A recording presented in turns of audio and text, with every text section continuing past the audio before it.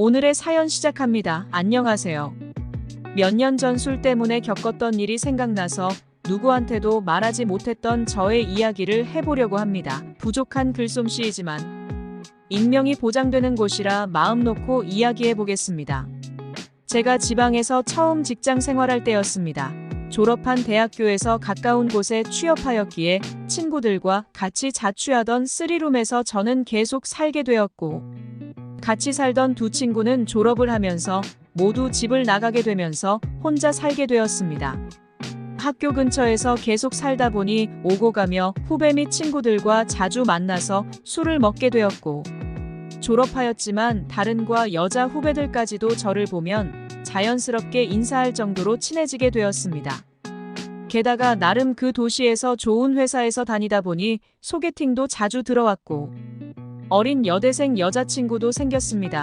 몇 개월 정도 만났을 때쯤 큰 집에서 혼자 살고 있는 것을 알았던 여자친구는 저에게 동거를 제안하였습니다. 집에서 마음 편히 월세를 지원받기에는 집안 형편도 좋지 않고, 현재 하고 있는 아르바이트로 용돈이랑 부족한 생활비와 학비까지 충당하다 보니 월세까지 하기에는 너무 힘들다고 하였습니다.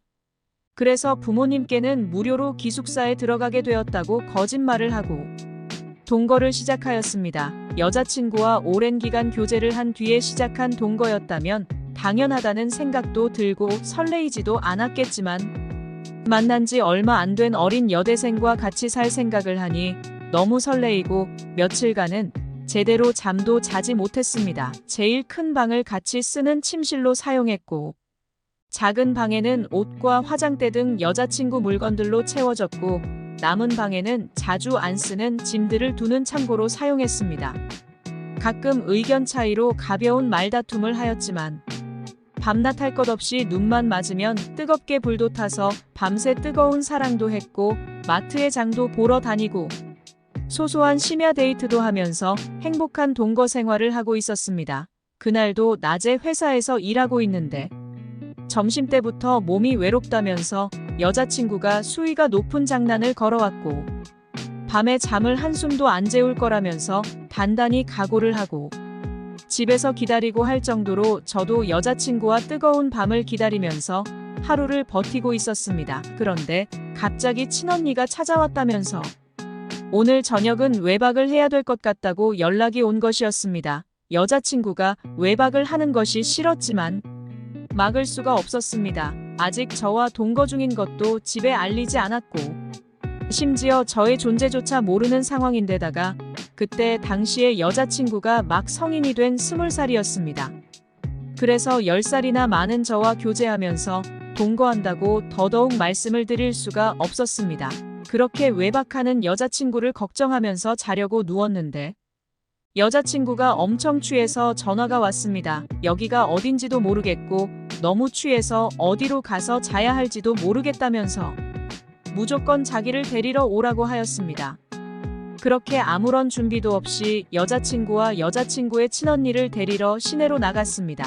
여자친구는 이미 만취한 상태로 길바닥에 쓰러져 있었고, 친언니라는 분도 약간 술이 취했는지 비틀비틀거리고 있었습니다. 저를 보자마자 여자친구는 제가 남자친구라면서 소개하더니 사정없이 뽀뽀를 하기 시작했고, 말려보았지만 막무가내였습니다. 그렇게 민망한 상태로 인사를 하고 일단 그 두 여자를 데리고 차로 왔습니다.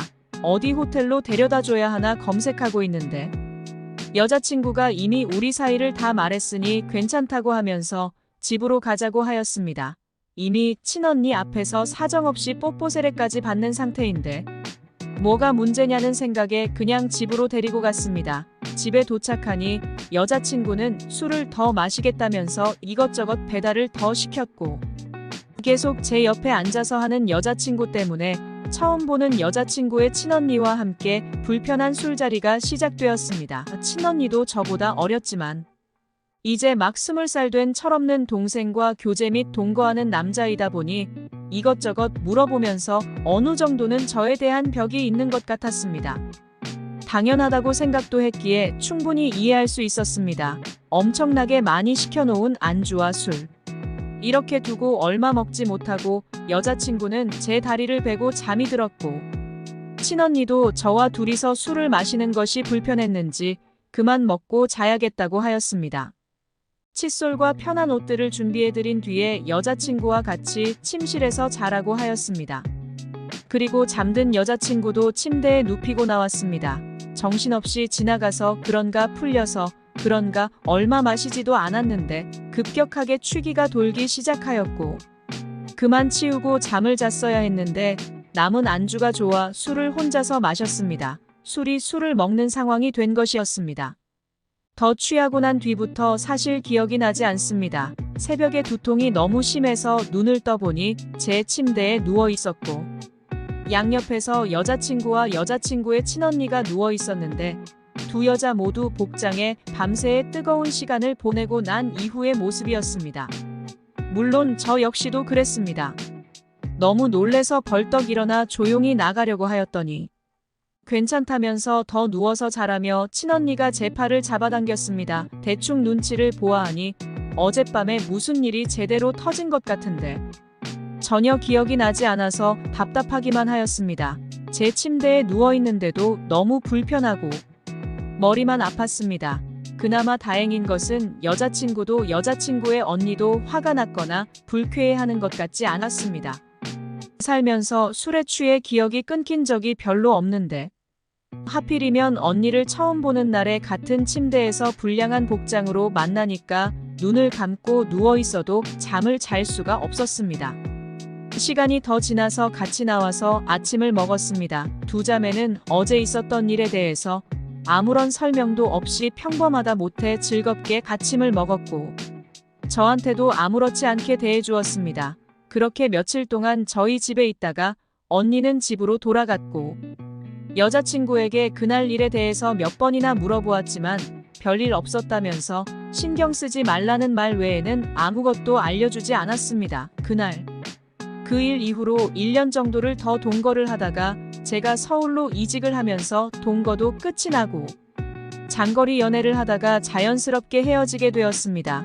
아직도 그날 일이 궁금하기는 하지만 알 방법이 없어서 답답하기만 합니다. 아마도 그날 제가 두 자매를 동시에 가진 게 맞는 거겠죠. 왜 그날 일을 안 알려주는 것일까요? 그런 행복하고 짜릿한 경험을 할 수 있다는 것에 고맙고 감사하고 젊은 시절에 겪었던 경험이다 보니 이렇게 익명으로 보내봅니다. 오늘의 사연은 여기까지입니다. 구독과 좋아요, 알림 설정 부탁드립니다. 긴 글을 읽어주셔서 감사합니다. 구독과 좋아요 꾹꾹 눌러주세요. 꾹꾹 알림 설정도 꼭꼭 눌러주세요.